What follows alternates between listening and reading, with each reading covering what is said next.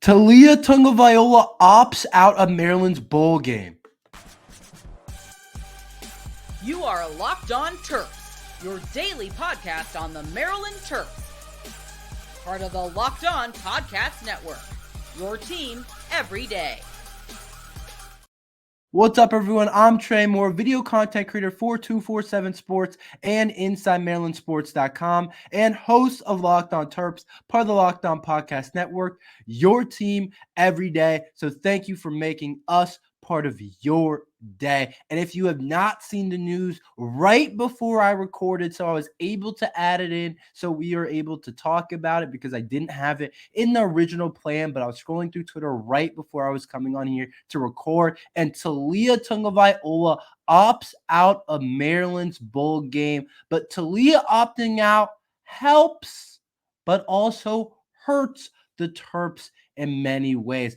I'll say this, my initial reaction was I was kind of disappointed because I thought he was supposed to play in this bowl game. I thought he had already talked about playing, and I thought it was going to be a foregone conclusion that Taulia was going to play because he didn't seem like the type of player to opt out. He seemed like he would want to play in this type of game just because he lives, breathes Maryland football, and I know that he wants to play in this game. But sometimes you got to make business decisions overall for Taulia, for any player, and it sucks.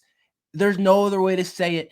It sucks for Maryland fans. It sucks for the Maryland community having Taulia opt out of this game because we know how much he's done. We know how good of a player he was.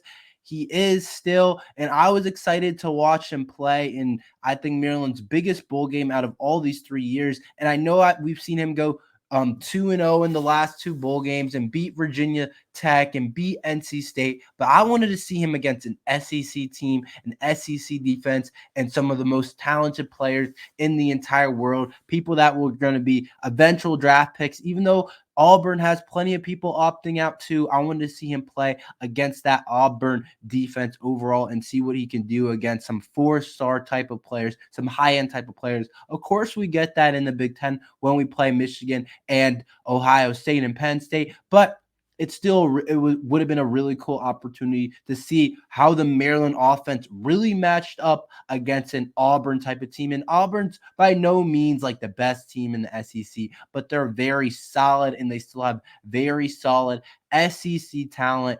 And they've been recruiting really well with their new coach, Coach Freeze, and they're doing some really good things. And that's more things that are coming in the next couple of years. But I think we all wanted to see Taulia in this bowl game. I think we were all excited to see this bowl game. So it sucks for Maryland fans for sure. That's the number one thing. It sucks for the fans. It sucks for the Maryland community. It sucks for probably everyone in that program.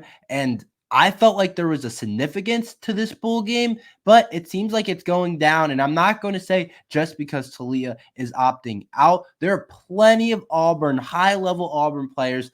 I think I saw like 2 or 3 that are going to be NFL type of guys that are opting out of this bowl game. And I don't blame them. It's a business decision. There's not a whole lot that goes into these bowl games. They don't treat them quite like they treated them 10 years ago when this type of bowl game would be huge and everyone would be playing. It's not the same college football, and a lot of you guys already are aware of that, and a lot of you guys already know that. If you're not playing in the playoffs, you're really not going – you're going to have a lot of opt-outs from your NFL type of players unless you're in the college football playoff. And next year it's extending, so you guys will see less opt-outs when those teams are playing because when the playoff is extending to 12. But I don't expect Maryland to be in that. So as long as Maryland's playing in solid, this is a really solid bowl game, Maryland-Auburn, definitely. There's a bunch of reports on 3, a bunch of the recruiting websites, a bunch of pages are reporting that Taulia is not playing. It's a pretty big deal, this bowl game, but still, it's not going to be as big of a deal. It's not going to be a big enough deal for players to decide not to opt out. So there's nothing wrong with Taulia opting out, but it does feel like this bowl game has lost some significance, even though it's extremely important. And even Coach Locksley says it.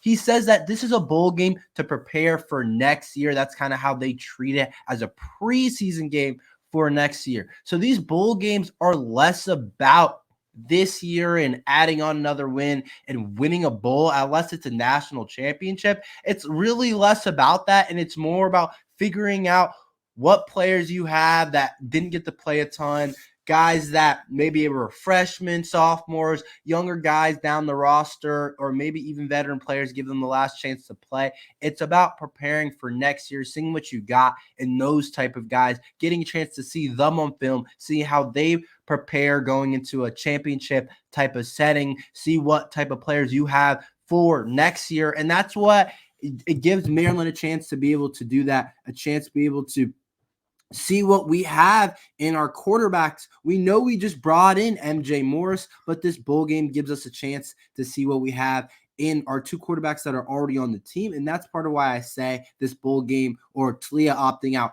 helps the Terps, because it gives a chance for Coach Locksley to see what he has in Billy Edwards and Cameron Edge, two players that I don't know their spot in the program right now, honestly, with Maryland bringing in and Coach Locksley bringing in MJ Morris from NC State. Like I said in the previous podcast, Coach Locksley didn't bring in MJ Morris to sit. He didn't bring him in not to play. I think MJ Morris is the leader, definitely. If there was odds on that, MJ Morris would be the leader, I would say, to be the starter next year. So this gives Coach Locksley a chance for Cameron Edge, to see Cameron Edge and to see Billy Edwards, because they're both going to play. I almost guarantee they're both going to play. I don't know exactly how we'll split it up. I expect Billy Edwards to probably start the game. I don't know if it'll be by quarters, like they'll each get 2-3 drives. I don't know exactly how he splits it up. We'll see what happens, but I can almost guarantee they're both going to play because of how Coach Locksley has done it in the past. Billy Edwards played in last year's bowl game. So, Coach Locksley is going to want to see both of those guys. And I don't know, like I said, I don't know their place in the program in their quarterback room right now. And I don't even know exactly how good MJ Morris is. But this is a chance for them to prove themselves and say, hey, you just brought in this MJ Morris guy, but I'm not going to go away easily.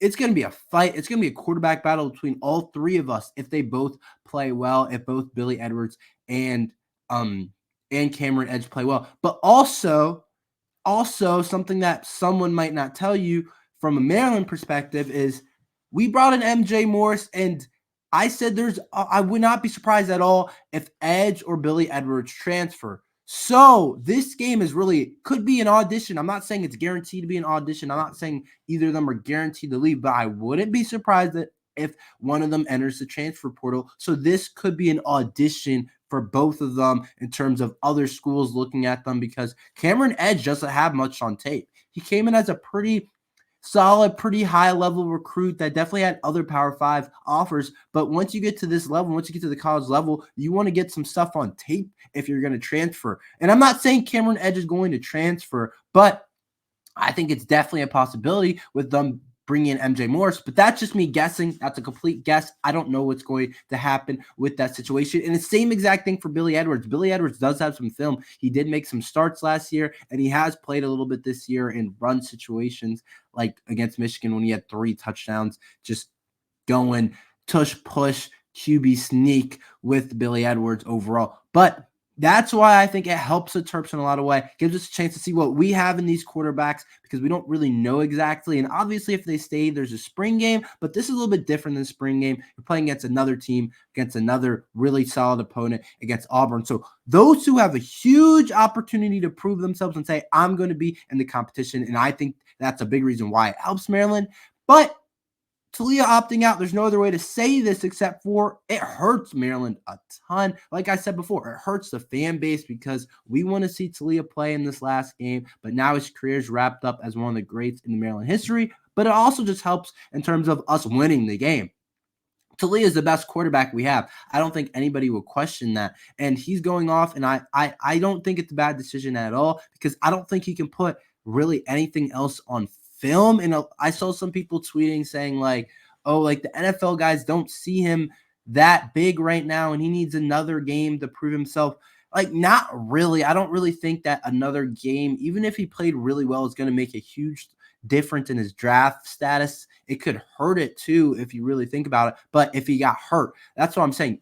A guy like Taulia has been injury prone at times. So I think putting him out there when he's trying to go to the NFL, when he's trying to get drafted, and I think he definitely has a chance to get drafted. I'm not sure exactly because we'll talk about that later on another day. That's a segment for another day where Taulia gets drafted. But I do think it was the right decision for him. He doesn't need to get hurt. Like I said, a little bit. He has been injury prone in his Maryland career overall, but he gives our offense the best chance to win the game. And I still do think there is a lot of significance to recruiting, to overall the team outlook of the season for winning this game against Auburn, saying that we beat an SEC type of opponent, a really solid SEC team in Auburn that's on the up and up. I think that's really helps the Maryland program overall. But I do think it also helps because it gives us a chance to see these other quarterbacks where at this point, if Coach Locksley really believes that this is a preseason game for next year, I think it is most important to start to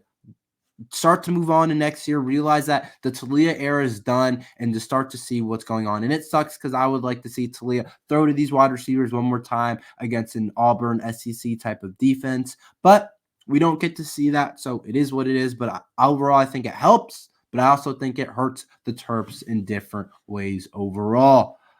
Let's talk a little bit more about signing day. I know a lot of people had a lot of things to say about my last episode about signing day. I want to talk about that and get into it a little bit more after this ad from eBay Motors.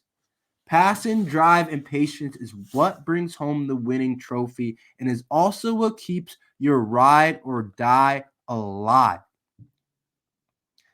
eBay Motors has everything you need to maintain your vehicle and level it up to peak performance. From superchargers, roof racks, LED headlights, and more, whether you're into speed, power, or style, eBay Motors has got you covered with over 122 million parts with your number one ride or die. You'll always find exactly what you're looking for, and with eBay Guaranteed Fit, your part is guaranteed to fit your ride every time or your money back. Because with eBay Motors, you're bringing rubber, not cash. With all the parts you need at the prices you want, it's easy to turn your car into the MVP and bring home that win. Keep your ride or die alive at ebaymotors.com.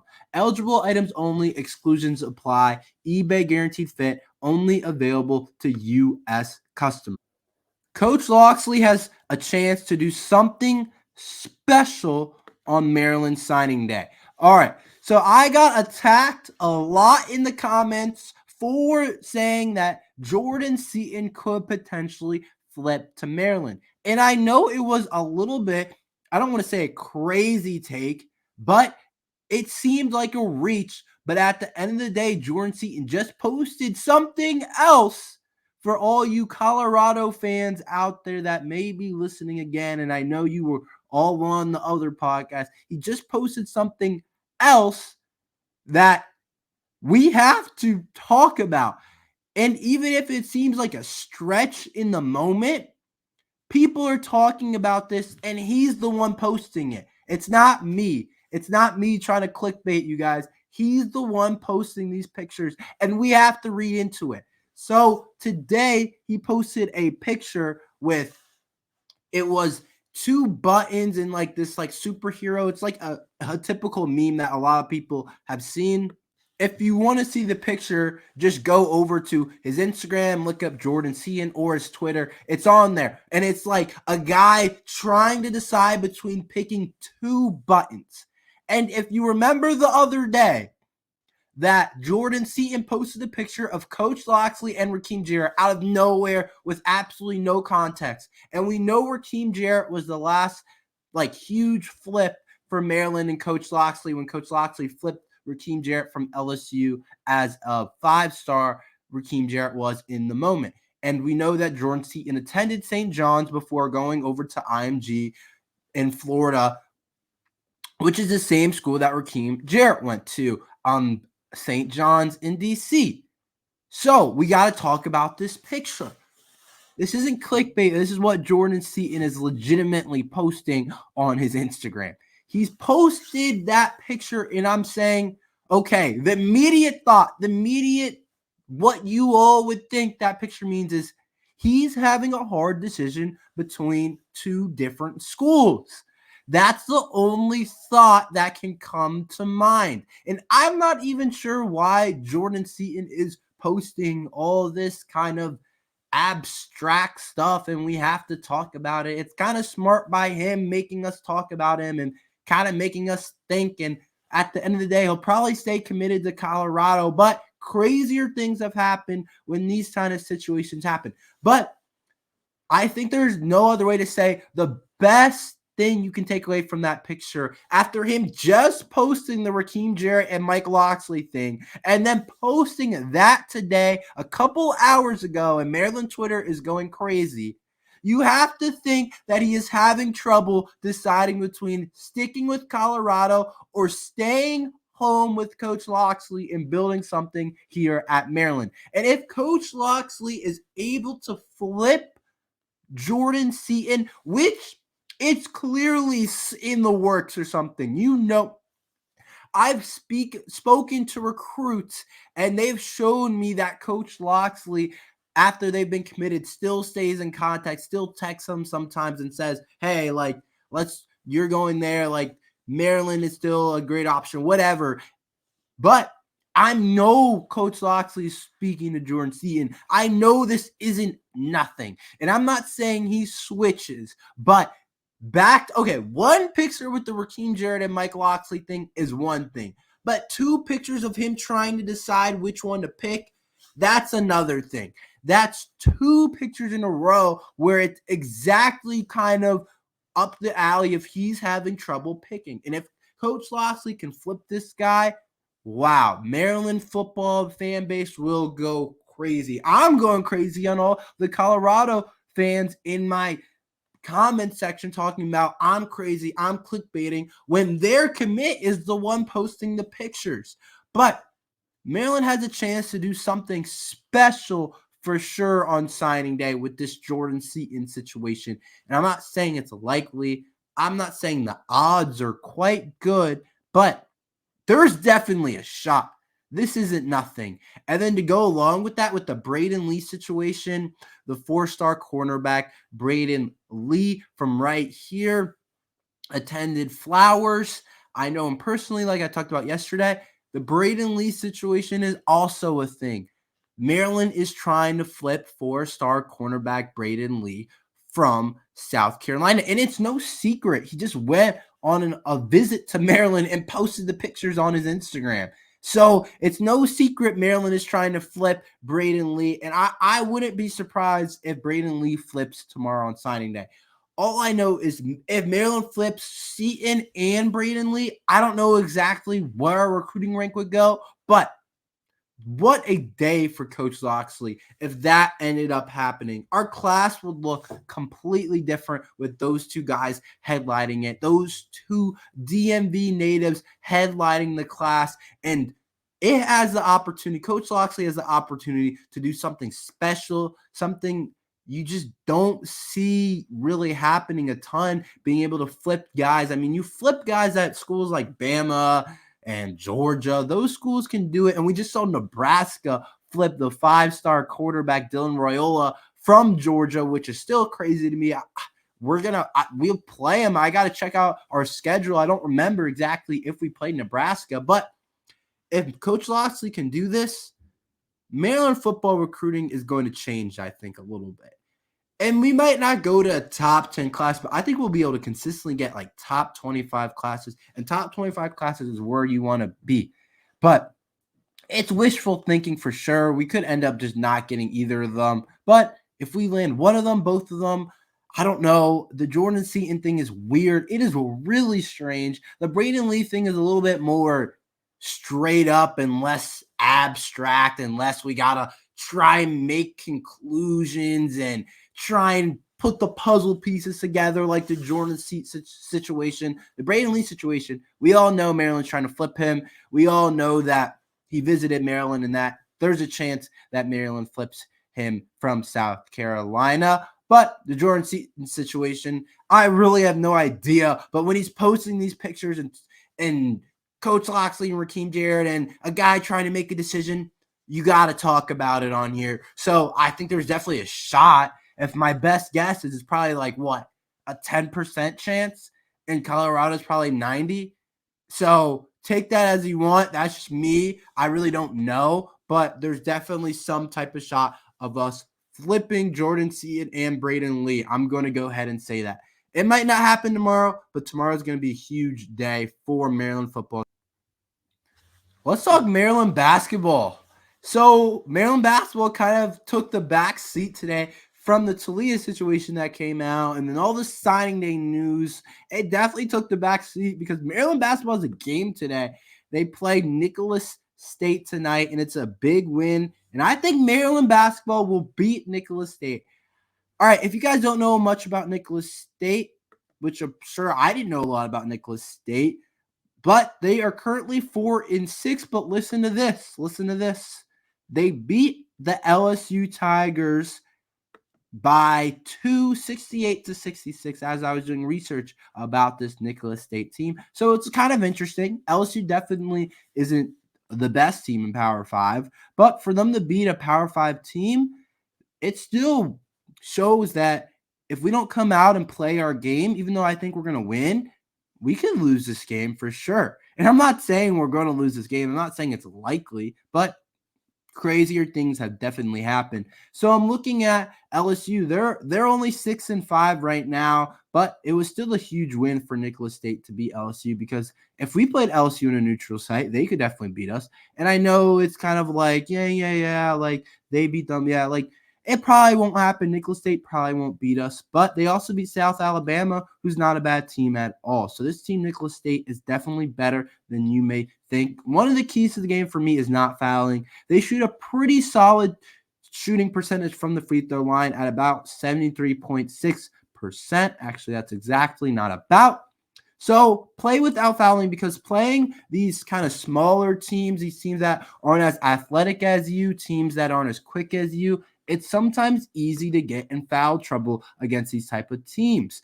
But since they shoot a solid percentage, they're almost up to 75%, which is really solid for a team. One of my keys for this game for Maryland to win it is play without fouling. Play good defense without fouling. Don't let them get easy points at the free throw line. That's one of my keys for this team against Nicholls State. Slow down Jamal West, their best player, 6'6" forward, averages 16.7 points per game, so almost 17. Maryland wins if this guy has below 20 points, to be honest. He has to go for like 25, 30 for them to win, which isn't super realistic, but he could definitely find a way to get that. And even if he goes off, I don't think he has enough help around him from the rest of the team to win this game overall. But I'm kind of looking at Maryland to continue this momentum overall of these last couple games. I'm looking at the freshmen specifically. I'm looking at our shooting percentage from three. I'm looking at Deshaun Harris-Smith to continue to shoot well from the three-point arc.